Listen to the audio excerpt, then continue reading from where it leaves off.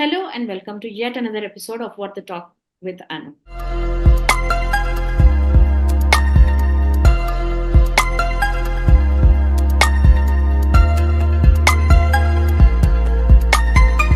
Today, I have an interesting guest who is going to share so many things about nutrition and diet. So many of my subscribers have been asking me about these questions, and I have a few of mine which I've kept bottled up, which I'll be talking and questioning the guest about. Let me introduce the guest to you. Our guest for the day is nutritionist and dietitian Neha Varun Upadhyay. She is a gut health expert with an MSc in clinical nutrition. She's got about 15 years of experience and works with people to improve their diet and make them eat healthy. She has been recently named as one of the 10 most prominent nutritionists and dietitians in India by Silicon India. Congratulations on the award, Neha, and welcome to What the Talk with Anu. Thank you so much, ma'am. Thank you for having me here. I always watch you over, YouTube channels, and this is my complete honor to share a screen with you.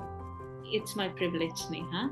Thanks for coming to What the Talk with Anu. And shall we straight away go to the question answers? Sure, ma'am. Sure. Okay, the first question that I have is a bang on question where I'm going to ask you about the 3 myths that you often find among people about diet and healthy eating. See, first myth I'll say it is protein.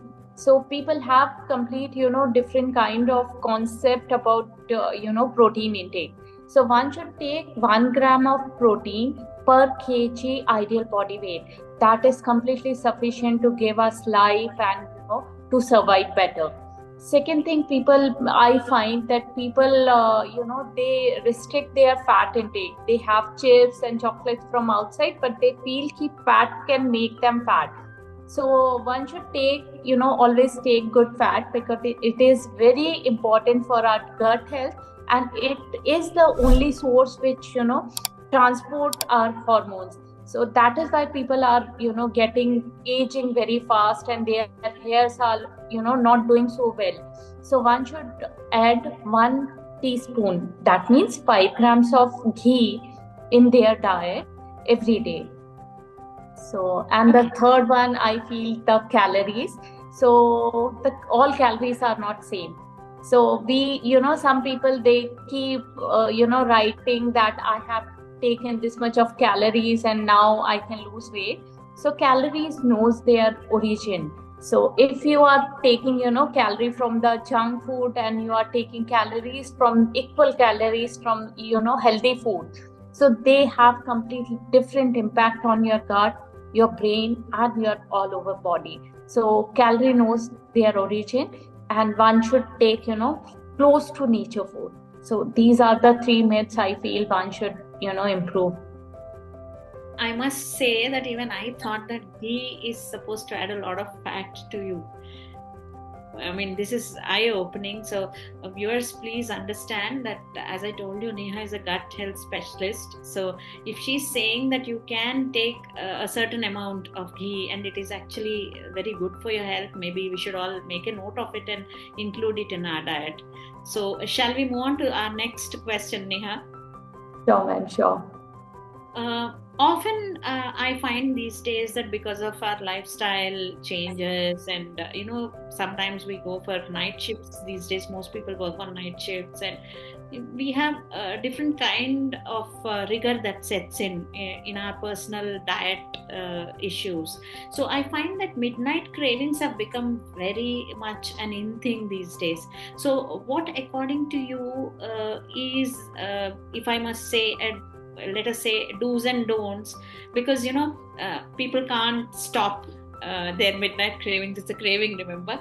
So what is your suggestion, advice as a specialist for those people who cannot do away with midnight cravings, and what kind of a food would you suggest so that they can still go with their craving, but then the damage that they do to their health and fitness is minimal? I guess you are looking for your answer in this question. Definitely, so yes. So first thing, the good to go food is roasted makhana. You can have roasted makhana with coffee, tea, or anything. The second thing is to avoid, and one should not take cold thing in the night, because this is a say that one should not eat after sunset. Even if you are eating, you should not take any cold food. And apple is one of the best thing I find to have during nighttime cravings. And some nachos or baked crackers, homemade baked crackers, that one can have with hummus or tahini or mamade. Okay. So what is your take on, usually midnight cravings are more about sweets, ice creams, chocolates. So dates are perfect. So one can make dates ka pickle kind of thing, or dates ka some sweet date based sweets, and one can enjoy their sweets. Oh, wonderful. You're a wonderful nutritionist, because, we don't find people who say that it's okay to have a midnight snack to the extent that even sweets are included into it. I'm sure all our viewers would love your suggestions here. Yes. Another constantly asked question, this is not my question, but my daughter's question, because I've seen that most of the youngsters are cheese lovers. So, there's a craving for cheese as well. People would like to have a pizza or something with a lot of cheese in it. So, if you really can't, we all know that anything in excess is wrong, to be very honest. So, I'm not going back on that, but at the same time, if you really want to have cheese but still maintain your health to an extent, so what would be your suggestions for that kind of a diet? Even cheese, one can have cheese in midnight also, because cheese is one of the superfood. If body gut is functioning well and you are maintaining your gut at its best, so cheese is one of the best food, especially for the women, especially for the women who are crossing their 40s. So there are different kind of cheese, and one can enjoy. It has protein, fat, and many minerals in it, and it is good for bacteria's gut microbiome also. So I say ki feta cheese is good. One can have feta cheese, or one can have little bit of blue cheese, which is not easily available in India. Cottage cheese is always good.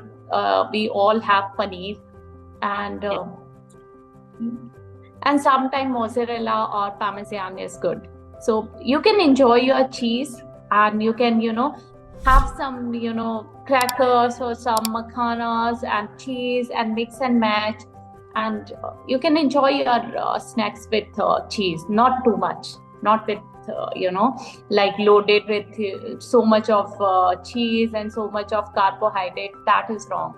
And again, then soda is added in diet, so that is the wrong practice. Cheese can have alone with some crackers.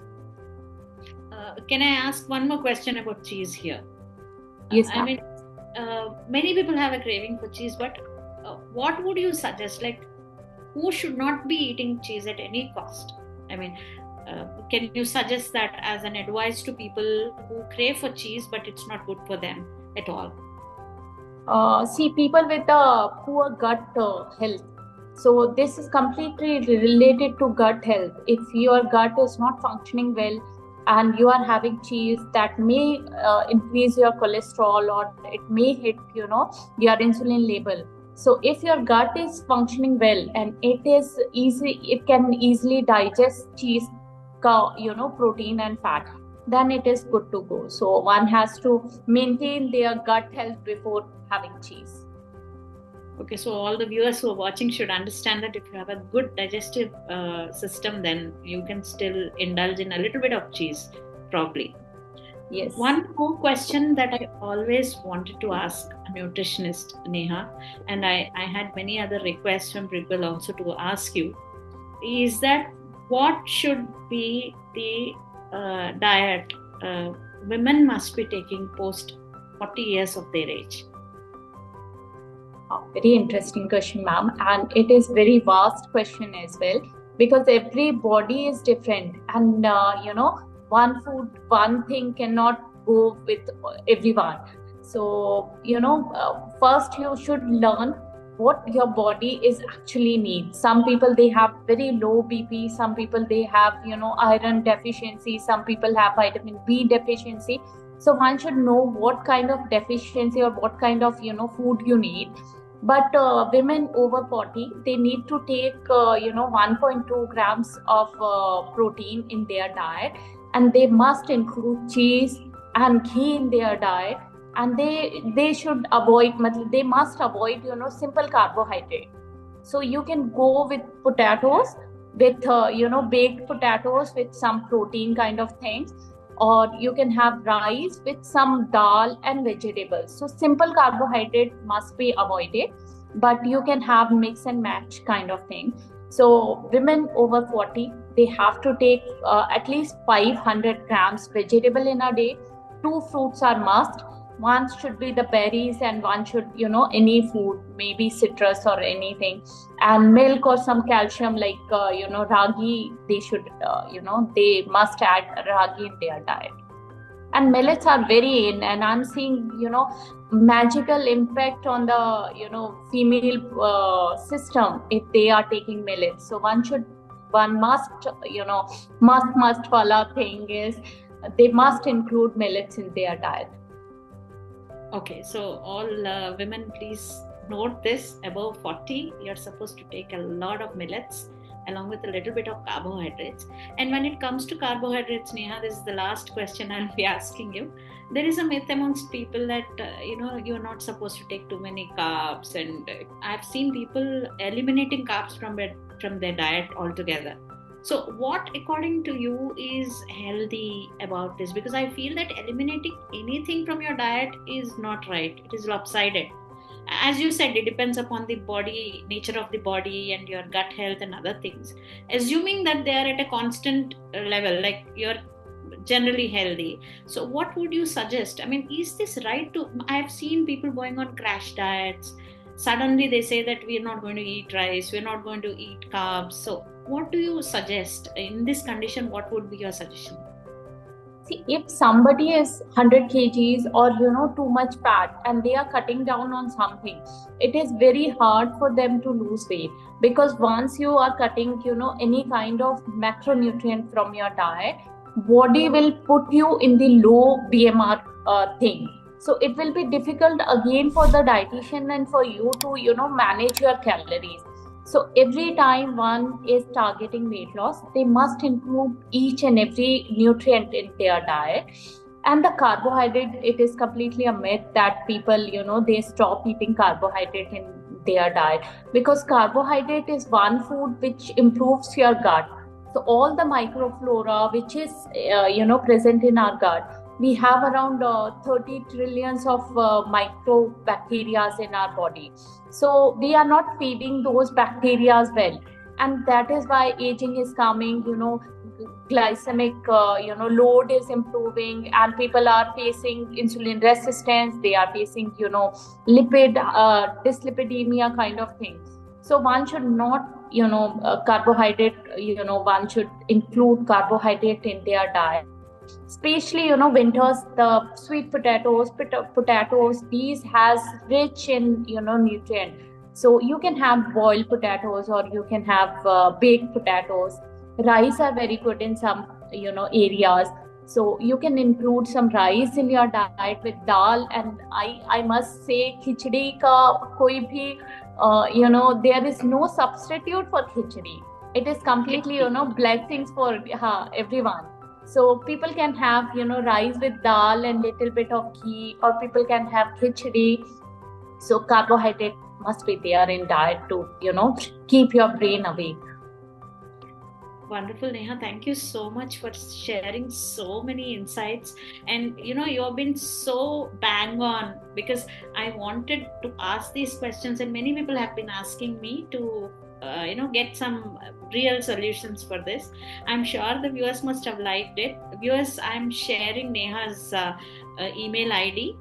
You can see it in the description box below, and it will be run as a scroller on the video as well. Any other questions that you have that you want to ask Neha, you can share it on my community post, and also go and show her some love on her social media handles as well. Neha Varun Upadhyay, thank you so much for being there always. You are also my family dietitian, and thanks for keeping us in good health. And I suggest and that all the viewers get to know more from you. I'm hoping that if you give me good likes and subscriptions on this video, probably we'll have one more long podcast with Neha, maybe a live one.